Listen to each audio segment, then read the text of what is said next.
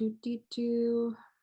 And if you don't want to use, if you don't want to unmute, you can always put it in the chat. I'll try and do my best to monitor that. So, okay. So with that, I will leave it to Hilliary to tell us a little bit about herself and her academic journey.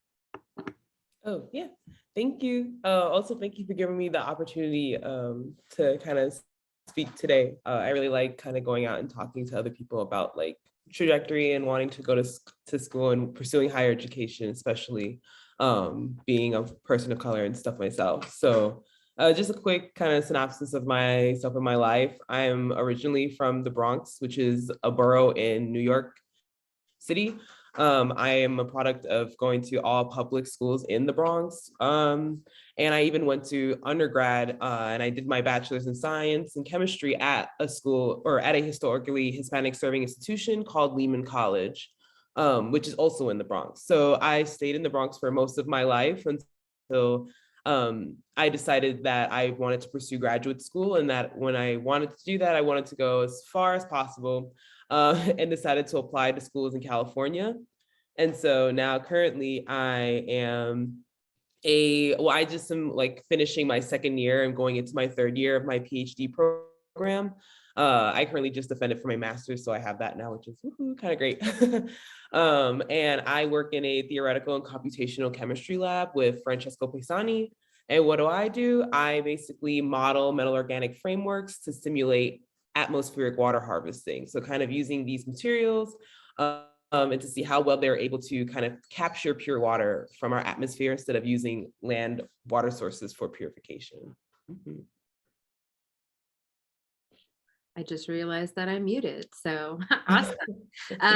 Thank you so much, Hilliary. So is this the appropriate time to ask questions? Please.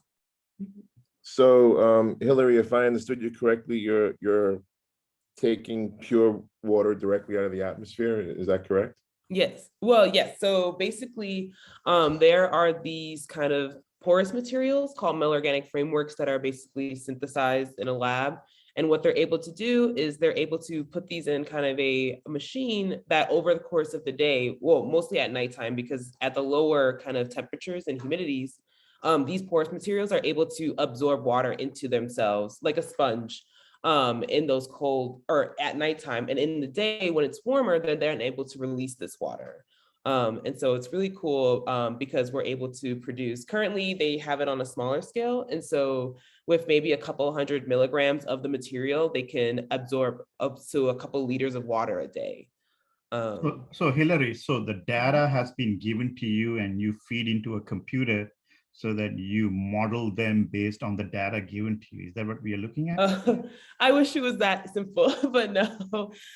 So basically, kind of what's interesting about doing theoretical work versus experimental work, where I guess where theory and computation come in, instead of experimentalists kind of, let's say, wasting materials, trying to experiment different arrays of things, what we can do is we can take kind of already crystallized structures that have been put online from kind of being created experimentally in real life. And we are able to then predict the behavior of water inside of kind of different models of moss. And so what we can do is not only is it that we are kind of learning more about what's going on with water inside of these moss, we're then able to predict, what kind of attributes make good water harvesters, for example. Mm-hmm. So we have our own data, and experimentally they have their own data, but we want to try to make sure that our data kind of reflects physically the same thing. You collected the data, or the data was collected by somebody and you are doing the theoretical model by yourself? Mm-hmm. So usually a lot of times, well, for our group particularly, we usually look for papers that have been produced. So we have usually collaborators who synthesize mobs, or we can even go and look at papers online, because when people kind of publish papers on new moths or new structures of anything, they have to include kind of a supplementary information section of their paper, giving people who read their paper all of this information. And so all of this is readily available to us. And what we do is we just download that stuff, read through it, and then begin kind of our process on building a model to then run our simulations with. So if I can expand upon that. So what you're doing is using existing information to build a theoretical framework, and then the theoretical framework is able to help predict certain properties, in this particular case, of the metal organic frameworks that you're working. Yes. Right. Because what we realized is that experimentally, they've been able to show that these porous materials have been able to absorb this water. And that's not up for debate. We already know that. But what's not known is how they're able to do it. They know that they can do it, but I think it's important, especially if we want to then create kind of the ideal moth that can do this. Not only it can absorb a lot of water fast, but also a good quantity of water. And it's also something that won't break down, for example, things like that. It's important that we understand kind of what's going on inside of those pores. And that's where kind of our theory can come in and give us answers. And then there's the other thing that you can do with theory is once you understand the mechanism, then you can predict what other property or what other materials might be able to do this even maybe more effectively or more efficiently, right? Exactly. What's also cool is, so currently right now I study water absorption, but other people in my group, as well as kind of our goals moving forward, is also not only to look at just water, but also things like CO2 or other kind of elements or molecules that we'll see in the atmosphere naturally. Because if we want to be able to, absorb and purify water, we have to understand how these other kind of molecules behave inside the pores as well. This is also one of the active areas of research for carbon capture. Mm-hmm. So looking at how we can capture and store carbon dioxide to get it out of the atmosphere. Awesome. Any other questions around Hillary's research? So it's very interesting, capturing water. So basically you're synthesizing water from the air, or at least computing. I don't want to say it's synthesizing. Think of it like water is already there, and we Right. are now using a sponge to kind of soak some of it up. Right. So that's pretty cool. I mean, like I work with lasers. It's a completely different field and stuff like that. But my job is to think of new business opportunities for the products we have. So looking at what you're doing computationally, I mean, if you can take water out of the air, doesn't it have uses like in agriculture and things like that? Yes, exactly. So what I really like about the project that I'm on is that from my undergrad experience doing research, because I also did computational research in undergrad, I really felt like I wanted my research to have more of a real life impact, because I felt like the work that I did in my undergrad was interesting. However, I didn't really see the application of it in real life. And so I'm really glad that I was given this project, because not only is it it's purifying water, which is great, but yes, water can be used in many different things, like in agriculture. Part of my project, I talk about water scarcity. So being able to deliver water to areas that are landlocked, for example, where people do not have bodies of water where they can rely on, filtration or desalination. And so I'm really happy that with this research, I can actually see the impact it can make. So, Hilary, my question is, I do teach environmental chemistry, and the CO2, as Danica pointed out, there's more value. I do understand, Hilary, the water extraction is a very key component in agriculture and other things, but there's a lot of money removing CO2 in the atmosphere. So my question to you is in twofold. How is the other molecules in your modeling attracted by the CO2 molecule? I mean, by the H2O molecule, how are they embedded while you look at this molecule by extracting? So there is atmospheric H2O out there in a condensed form, and we are extracting that to a liquid form so that we can quantify how we can liquidize these things. Is that what it is? That's actually a great question, because interestingly enough, when we are kind of absorbing this water, we're not actually absorbing it to try to condense it at that stage. And so in that stage, it's still a gas in the atmosphere. And so what we Yeah. try to do is we simulate kind of absorbing gas molecules first. Yeah. Yeah. Because once then we can bring it to a warmer humidity or warmer temperatures, then once it releases, it'll condense into liquid.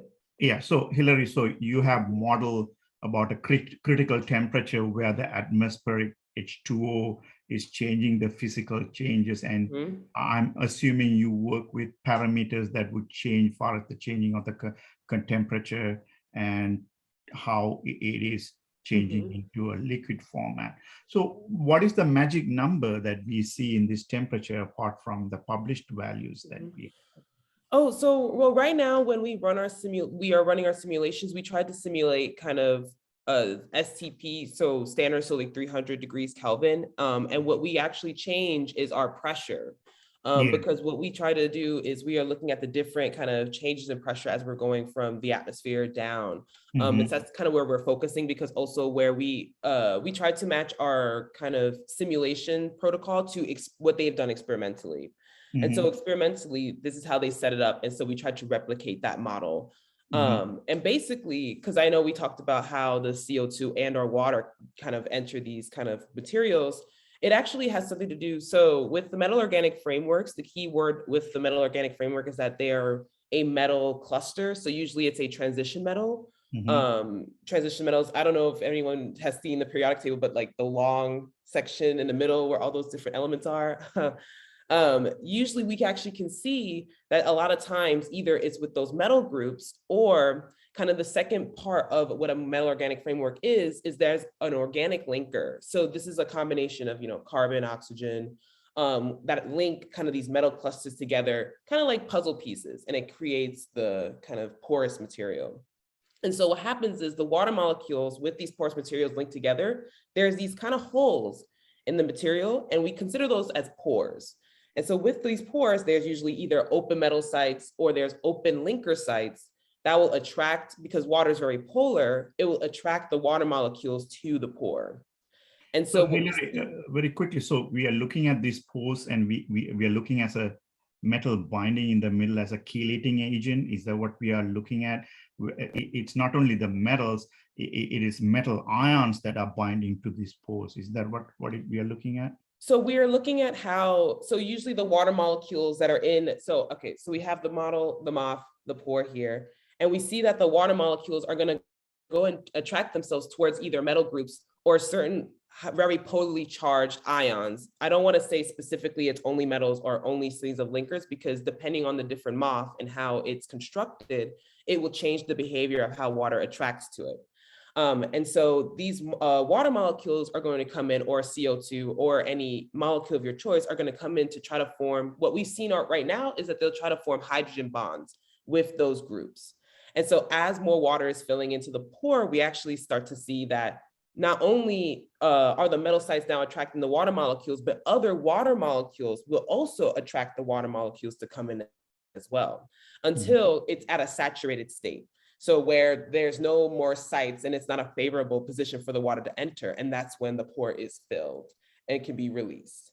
And so that's kind of the general mechanism that we see. Whereas like the water molecules, as long as inside of the pore, or we like to say, this might be a little too PChemy, but there's chemical potential. And as long as the chemical potential inside of the pore is lower than the chemical potential of water vapor, you will continuously see water fill that pore until it's not. So the computational model that you do in the computers have data. And as you said earlier, you're changing the pressure, in this case, atmospheric pressure. Are you also changing other parameters such as the charges of these molecules or the transition metal that would bind, or any of the polarity of the water molecules? So that's a really great question, because that's a great question, right? How can we say that, or whatever we're simulating is accurate? Well, so one of the beauties of being in the lab that I'm in for, let's say, the water model, is that we have actually the best polarizable model of water. that is to date. So what that means is that compared to experimental behavior of water, we have kind of a model of water that replicates that the best. And so once we have a good model of water, then it's important to have a good model of our MOF. And so we actually have a process that we use to define our bonded and non-bonded parameters of the MOF. And so all of the things that kind of go into play there, like charges, the electrostatics, things like that, right? We actually define in our models beforehand we run the simulations. And so the charges are defined. We use software to kind of get to partialize the charge, everything like that. We look at all the bonds, angles, dihedrals that are going on inside of the structure. And once all of these things are defined, we then test it by running a simple calculation to test interaction energy. And we compare it basically to the crystallized structure. And so when experimentally they synthesize these materials, they actually give you kind of a breakdown of what's the size of the crystal, all of these schematics of it. And we actually look at our model and we compare it to those schematics to make sure that when we then start putting water or using our water model with this MOF model, we know that we're starting with the most accurate depiction of it as it was as a crystal. Awesome. Thank you so much. I want to kind of try and steer the conversation a little bit more into to what the topic of the talk is, which is about your journey as a person of color in STEM. So I just want to start off by asking a little bit about your motivation. How did you get into science? What drew you to science? I would say science was something that I loved from a very young age. I think my parents would always tell me that I was very curious. I asked always a lot of questions, even though they liked or didn't like it as much as they could. But I really was just interested in learning more about kind of the world. And I think that my parents, because at the time they were like, okay, we want you to do what you want to do, basically go off and try your best. I think I was able to join a lot of programs growing up or doing a lot of after school activities, which allowed me to kind of take part in learning science, not specifically chemistry research, but I started in computer programs or robotics, building Legos, things like that. But it just builds. And so I think I didn't know that this becoming a researcher was going to be my thing until actually I went into undergrad. Because when I started undergrad, I was a computer science major. And I had thought that I was going to just get my degree and just get a job. And I say that because, nobody in my family went past higher learning besides master's to teach, things like that. And so my parents were just thinking of what can get you a job after kind of graduating undergrad. But it wasn't until I kind of did some activities in undergrad. So I got involved in joining a lab and kind of doing other types of opportunities where I kind of saw science research being what could be something for me. And so it was a nice transition because I entered into computer science thinking I was just going to program. And then here I go and finding a love in chemistry and then finding a blend of the two, doing this type of research, which was really nice. Awesome. Thank you.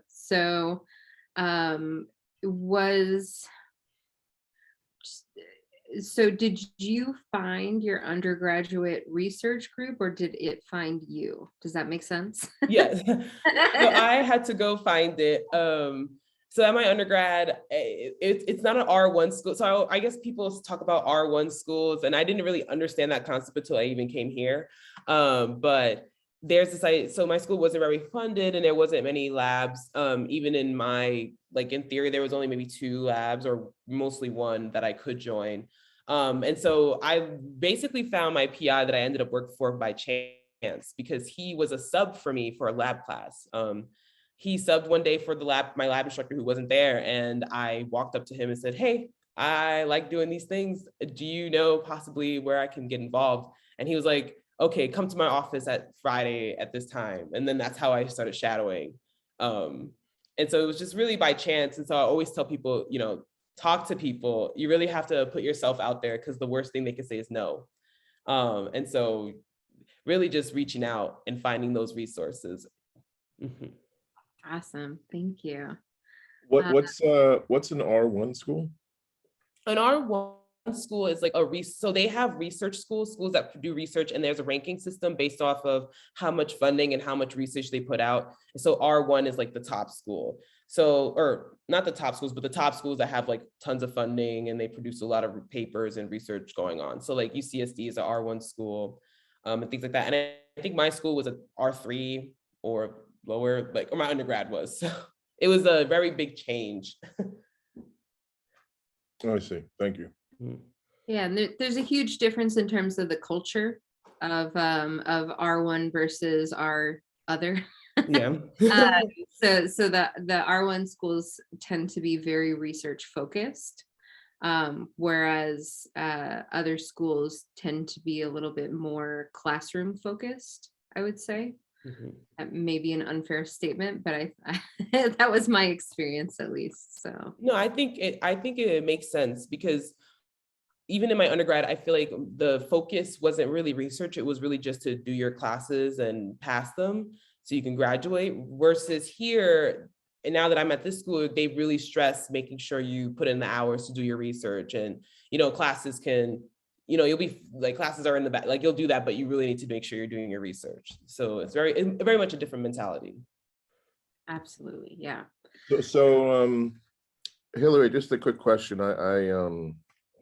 When you started your PhD, or maybe just generally speaking, anyone, is it primarily work in the lab, or is it classwork and then it becomes more research? I mean, how do you divide your time between class and research as you go through the years of your PhD? Oh yeah, that's a great question. So for the PhD here, so most schools do a little differently in how they do the track, but at UCSD, and I think this may be similar for other chemistry programs. In my first year, I had to take classes. I also had to teach TA, and I also had to start doing research. However, I think the different requirements and how much they expect from these three different things kind of fluctuate. And so in my first year, and here at UCSD, they tried to make you do all of the classes that you have to do for your entire degree in your first year. And so I was taking at least 3 to 4 classes every quarter, which was a wake-up call for me, because I took a year off of school to work, and then I came and I was like, oh, I know absolutely nothing. And then I had to teach, which was a lot of fun, because being a TA is always a great time. And then doing research, really your goal that first year is to join a lab. And so even though you have to put in like 12 hours a week doing research, there's not much of they're not expecting you to produce a paper. They're just expecting you to get a feel of the lab, see if this is a good fit for you. And then once you finish your first year, then you will really start picking up on that research. And so depending on like if you have funding or not, you can either continue your TAing, or you will have to either continue to TA, or your PI will pay for you to just do research with them. And so for me, for example, my PI will fund me through my PhD, so I won't have to teach, but most programs have what is a TA requirement. And so we have a required amount of quarters that we must teach. And so I'm just finishing that requirement. But I love teaching, so it's good.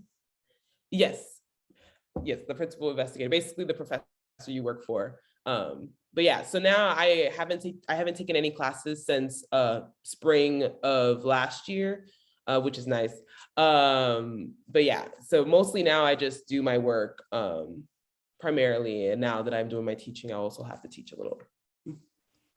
So did you, if I heard you correctly in the beginning of this talk, did you get your master's and then start your PhD, or did the two sort of come together at this, So what I think is great about, and what I will always tell people, I definitely think that if you are interested in doing research even a little, you should apply to PhD programs, because the benefit of them versus doing a master's first is really the funding. With a master's degree, you have to fund it yourself, versus a PhD, they fund you. And so I entered my program with no master's degree, and I just recently earned it in February. So what's cool is that a lot of programs will have like that option. You can earn your master's and then continue on. So I did that option, and I definitely think it was great, because it's really nice to know that you can earn a degree without having to pay it, and you will not have to pay it back if you do not want to continue, which is also nice. Yeah, that is nice. Now, when they say you get paid, you don't get paid a lot. No. By no means is it anywhere that I think we deserve. Let me put that out there. But I guess little money is better than no money.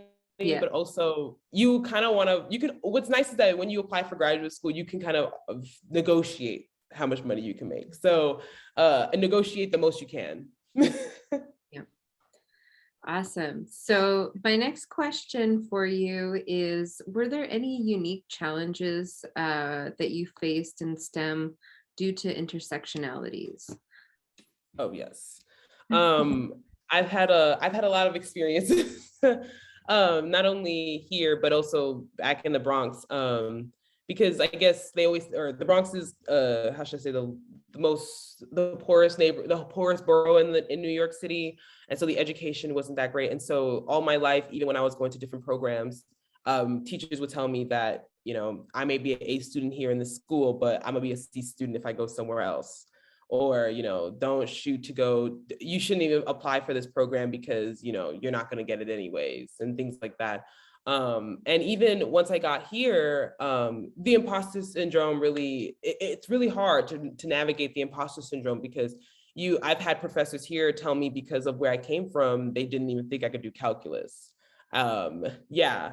And so and I've had students, and not even just from students, or from professors, but also peers. An interesting anecdote that a peer told me was they thought that I was, I guess, on a dangerous path, being from the hood and having a traumatic experience that changed my life for the better. And I was just looking at this student or my peer, mind you, we were both in the same year, looking at him going, so you're telling me I couldn't just like science? And it was quiet. And so definitely, I think a lot of people, when they don't understand, or they think, or they have their own judgments and prejudices of they think you got here. But at the end of the day, you always have to know, you got here for a reason. You're here at the same state as they are, no matter what they did versus what you did. And then that's something I always had to tell myself to get through, especially those first few months here, because it was a big culture shock for me, especially coming to UCSD, which is a PWI, a predominantly white institution, versus me all my life being from the Bronx and seeing students who looked like me and they were from my community. And so, yes, there definitely is a lot, but I think it's really important to not let those things keep you there. Because really it's just coming from a place of insecurity on their part and not on yours. Yeah, thank you so much for sharing that. And, so I imagine that there are unique challenges that, that you mentioned associated with being a person of color, right? But then there's also unique challenges to being a woman in STEM, right? Yes. So have you found any of that to be true for you? Have there been any times when you felt like you were isolated in your quest, in your journey? Oh, very much so, all the time. Oh, not all the time. I feel like, and I would also speak specifically on being in theory and computation. I think traditionally when people think of theory and computation, they think it's a very male dominated specialization. And so I was one of only 2 women in most of my classes my entire year. And I was one woman, in most of the classes I took sometimes. And yes, it does come up. People not wanting to listen to you and take your answer at first value, and then hearing someone else say it and you go, oh, wow, that's the right answer. And you're always going, I really said that, but okay. To, people thinking you can't do anything because they think you're a woman and you don't think you can do something. And I've even heard from other female colleagues that people have told them that women do not belong in theory. Professors have told other women in my department that, or even in my specialization that. And so it's definitely something that is there. It's very much there, but I think that what's important is that we have to be there to make sure these people are quiet every time. Because at the end of the day, if you're doing better than them, all they can do is be mad. So. Oh, Hilary. I like that. Good question. So In your experience, women in STEMs is very important. We all agree in that, especially in this culture right now. But my question to you is more specific here. As a minority, as a woman of color, is there any prejudice to minority women than women of non-white color in a research institution? How do they perceived in this micro judgmental community that we live in? Oh, yes. I think that's very important to touch upon because especially as a Black woman myself, I feel like when it comes to kind of this, there's a weird totem pole of kind of who is ranked better than someone else. And a lot of times, sometimes some of my white women colleagues will kind of side with men or things like that against women of color because it's like, you know, we think we're better than you because we have one step up, or where our proximity to whiteness is closer because we are white women versus, you know, a woman of color myself. And in those moments, I think, well, what I do, I think I'm a little bit more, I always say it's my Bronx mentality, but I always check it at first because I always say, is this okay? Do you think this sounds okay? And a lot of times they're like, ooh. And you'll see how my colleagues don't bother me anymore after that, but it is definitely there. And I think what's important is that you constantly bring this up. Even to my my white professor that I work for, I constantly bring this up. I always compare my experience and kind of things that happen to me compared to my white colleagues, because even though it's nice that my group, for example, has the most women in theory in it, I am the only Black woman in it. I'm also one of 2 women of color in my group. And so and she's a 5th year now. And so what's even interesting in that aspect is that when I talk to her, she's so happy to talk to me because she's like, I finally have someone here who I can really talk to about my experience, because her other colleagues have all just been white women. And so it's very interesting when we even talk about our differences as women of color compared to their experiences, it's visibly there. And what we do is we try to make it be seen and known as much as possible and addressed so that these things will not happen again. Yeah. I love that. I absolutely love that statement. Yeah, I think that that's beautifully said. I think getting this conversation out in the open is one of the things that I was, hoping that we could do. And again, that's one of the reasons why I feel strongly about being able to share this out with the community, is that even if people aren't able to be here, seeing ourselves represented in any area that we're interested in is so important to feeling confident pursuing that thing, right? So yeah, awesome. So I think that leads me into the next question, which is, do you have any advice or suggestions about how to be successful as a person of color or woman or any other intersectionalities in STEM? Yes, I have a lot of advice. I feel like first and foremost, you are here and you are here for a reason. And I think you should not let anyone take that away from you, no matter what they say or how you are feeling in that moment. I think it's a lot of times when we are being spoken to, especially people of color in these spaces of higher education. Let's say you have a bad day. A lot of times when let's say I have a bad day or I get a bad exam and I'm like, oh, dang, I didn't do too well. A lot of times my professor or somebody in my higher ups will always say, you're representing all the women in the Bronx here. And it's like, I didn't sign up for that job. And so push that aside and be present in yourself. I will also say, if you are not okay, that is okay. And you should take the time to rest and relax. I think especially as women of color, we are constantly always having to show perfection. And we always have to put on this front that everything is okay, because if something is going wrong, we are now just another statistic that someone already thought of. And I think it's important to take care of your mental health, take care of your emotional health, take care of your physical health.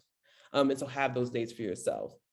And I also think and I guess my last piece of advice that I would say for women of color is, keep, you're working hard in your stuff, but don't kind of be the emotional burden of other people around you. I feel like women of color people around us tend to want to dump their stresses on us, and their frustrations, and also want us to be kind of their knight in shining armor, especially when a lot of things are going on in a department. They want you to be the frontliner. They want you to run things. But if you're not comfortable with that and you have other things going on, it's okay to say no. I think that's the last thing. A person, so when one of my mentors in undergrad, she was in the Africana Studies department. She told me the best thing I could say was no, because at the time, there'd be a lot of things going on. I would always say yes, and I would be running around, and it would affect, what I'm doing, my goals and things like that. And she would tell me, Hilliary, I know you want to work really hard, but there also has to be times where you take care of yourself and say no. And so that'd be kind of the last piece of advice I would want to give. Yeah, I think that's great, and I appreciate you being here and sharing. I am sure that I can only imagine, as a woman of color in the area, because I came from and worked in the area that you're working in now, being held up as kind of a totem, or trying to be the representation of all things Black women, all things women, all things Black people. So that that's a hard burden to carry, and I think that's great advice, to just take it in stride. Yeah, if it's something that you're comfortable with doing, great, but if it's not, then don't. That's okay too. So you don't owe anybody anything in that sense. So anything that you wish that you had known about pursuing STEM before you started? Any advice that you wish that you had gotten? I think the biggest advice I would tell myself is to relax. One is to relax, because I used to, when it came to kind of success and how did I quantify that? I would always see it in if my grades were great, my grades are amazing, then I'm doing great. But there will be times in your career where things are not going to go the way you wanted to. Maybe you didn't get a summer program that you wanted to get. Maybe you didn't get the grade that you wanted to get in a class. And in those moments, do not spiral down. Take it and kind of stay strong and move forward, because I feel like a lot of some of the lows that I've had in my undergraduate career, now looking back on it, I'm glad I took the time to kind of get over those things that were kind of keeping me insecure, but I also felt like I stopped myself from getting more opportunities that I could have, because I was so busy focusing on the bad parts that were going on. I think it's really important to know, because not all success stories are 100% success. So for example, I actually applied two years in a row for grad school. And so the first year that I applied to graduate school, I didn't get anywhere. And I was truly devastated, and I was really not, I didn't know what to do. And I was so glad that in that moment I had another woman of color there to kind of support me and be in my circle to help me get on my feet again. But also looking back, there were a lot of opportunities that I had in that time that I didn't take on, because I was so busy thinking about things that I can't change. And so I think for sure, I would tell myself, relax, it's going to be okay. If things happen for a reason, if things are not for you, then you won't get it. And if they are for you, you will get it. And so kind of having that mentality would definitely be something I would tell myself. Mm-hmm. So that brings up an awesome point, which is, I think this is a really common thing for people applying to graduate programs to be rejected, right? And I think that, what are some of the things that you did to build yourself back up, like emotionally, right? But then also, how did you build your application so that you could get into that program? Mm-hmm.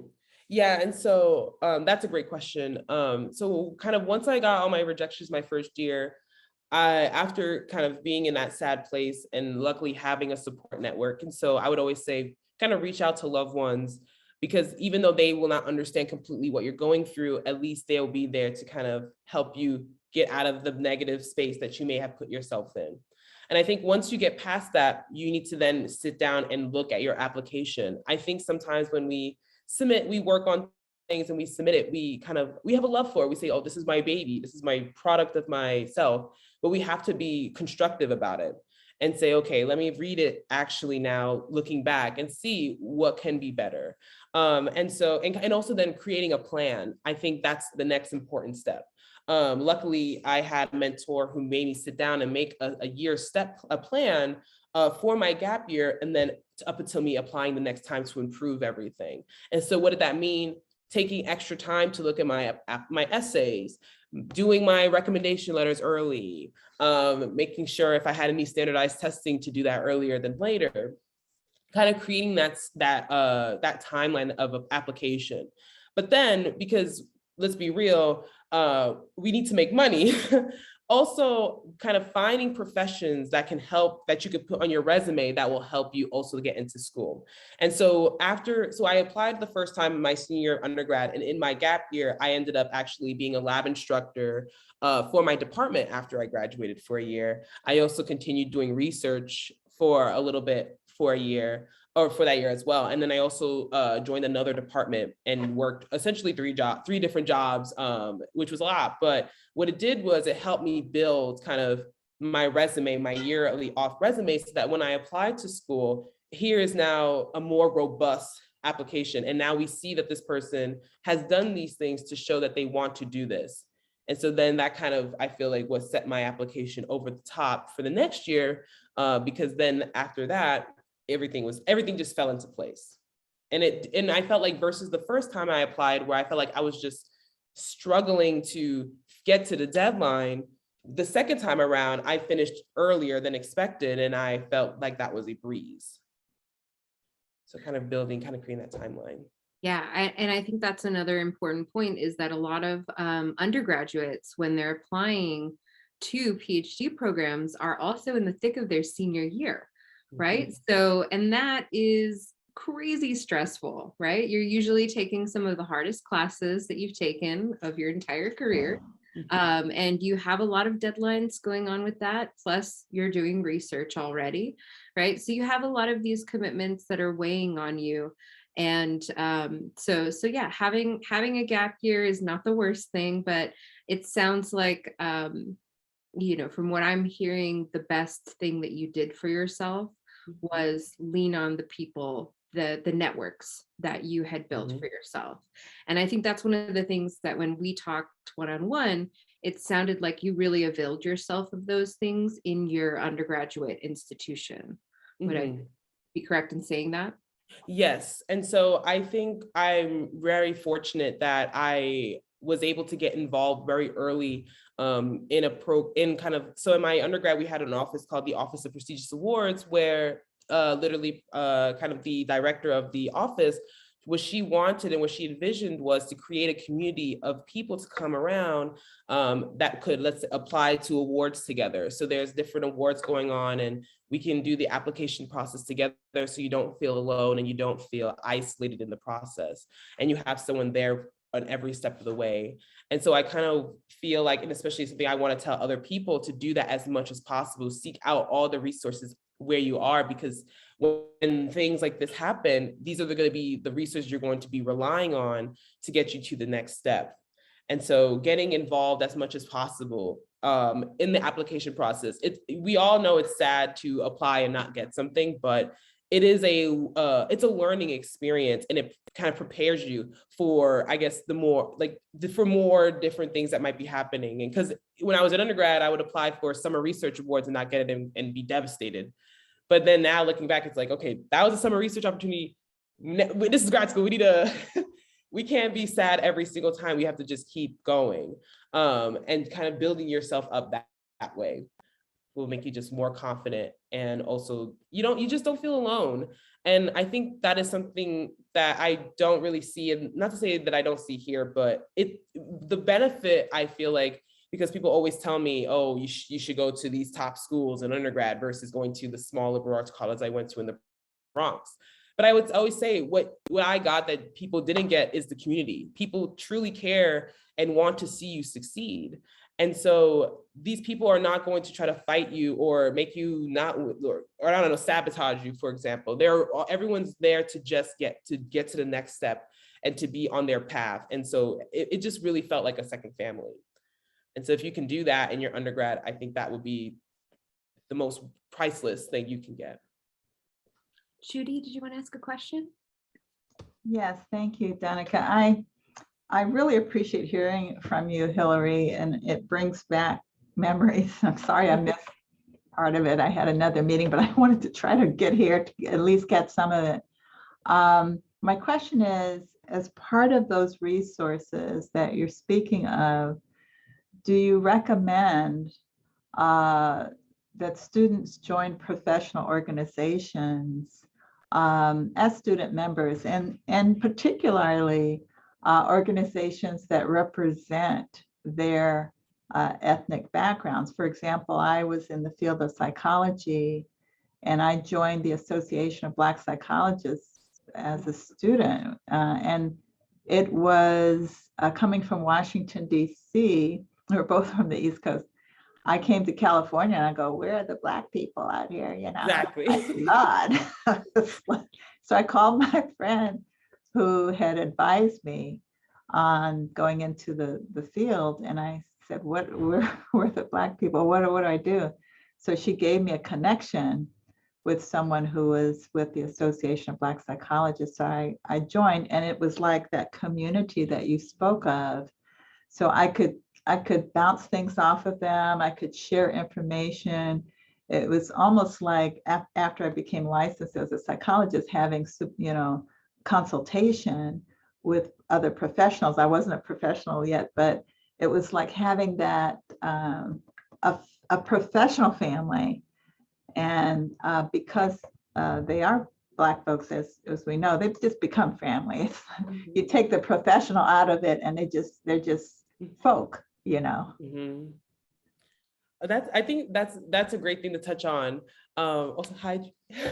But I would say, yeah, get involved in basically these programs, especially ones with your ethnic group. I think I think a lot of times, with the beauty of being kind of a person of color, or for me specifically, a Black woman in science, is that I'm not just a scientist. I have there's different pieces of me. I'm also a Black woman. I'm also from the Bronx. And I think sometimes when we're only in one setting, it's very hard. We can feel trapped because we're not able to kind of really speak of how we feel in these moments to people, because they just do not understand, because they just don't have the lived experience that I do. And that's something that I see even here a lot of times with my coworkers. I try to talk to them about issues that I have going on, or even things that I know for a fact is because of where I am intersectionally here as a Black woman in this program, and they just don't get it. And so luckily, even here, I've been able to find the Black Graduate Student Network at UCSD, and that is now my family. Right, I'm able to now talk to, they're not necessarily in my department, but now on the school-wide, I am now hanging out with like minds, and that really helped me, because the kind of the empty hole the piece that was missing out of me, which was basically finding those like-minded people to talk about these things, now I found, and now these are people that I hang out with all the time now. Right, they have events where you can network, you can socialize, and these people also in return have opportunities. Like, for example, a lot of times my colleagues in the Black grads who I speak to, they'll tell you about maybe a new job opening, an opportunity that you can apply for, this scholarship that you can apply for, you know, and these are now things that are open to you because you now have reached out and this is your community. And so I would say, even on the undergraduate level, if you can find that, I would definitely do that. I also was in a lot of different Black science and engineering organizations when I was also in undergrad. And even through them, I was able to find opportunities and summer opportunities that way as well. And so I would always say 100%, please, if you can, don't leave yourself in an isolating position. Find your community, and that community is our people. And if they are there, you will get that love, you will feel that warmth. And so you should seek that out. Thank you so much. Are there Black professional organizations are you finding in STEM? Yes, so specifically actually here in chemistry, we were trying to start the Nobuche chapter, which is like the National Society of Black Chemists. We want to, or chemists and chemical engineers, we want to kind of there is a UC chapter, but we now want to create the chapters within the different UC schools. And so we're actually starting that now here, specifically in chemistry. But I also know there's many for engineers. I think it's called NESB. There's also, I'm pretty sure there's one for every different field. You just have to kind of look it out. And usually, especially on the campus, they are always promoting. I remember in my undergrad, there was one for accountants that my brother was a part of, and they were always tabling. And so that's why I hope that we can go back into person soon, or fully in person, because those kind of opportunities are there, like tabling events and events where people can actually go in and see people. And taking part of that will really change kind of, if you felt more isolated in your kind of experience, you will see, it will really open doors, taking part. Thank you so much. I'm so happy for you. Thank you. And proud of you. Thank you so much. Yeah, I feel like I've really, or now that I kind of found these communities here, I feel definitely less isolated, especially kind of doing the online thing at UCSD. Now that I kind of found my community, I feel like, okay, when this department is stressing me out, I could go to talk to other people, and vice versa, which is nice. Well, I appreciate Danica, you for, I guess, setting this up and for bringing Hilliary here. I wish there were more people who could hear you, but I feel that just the people who even saw the flyer and know that you're out there, know that you're doing the work, and I will spread the word. I attended a lecture by Dr. Sabrina Collins, who's a chemist. And she did a fascinating lecture on how she used the Black Panther to get students interested in chemistry. She said, so I think she entitles it something like vibranium in the periodic table. And students like perked up and they started writing all this stuff. And this is where, if it was on the periodic table, this is where I would put it. This is why. I'm going, wow. It's just like how creative, to get students interested in chemistry, And she's a photochemist, and she's done a lot of research, but it's just fascinating the ways that we can get students involved. So I'm very appreciative of this opportunity that you've provided. Yeah, absolutely. I completely agree. And I think that one of the hardest things, and again, I think maybe you were lucky in terms of having been at an institution that was very reflective of your intersectionalities, right? But I think that's really uncommon for most people of color in a classroom, right?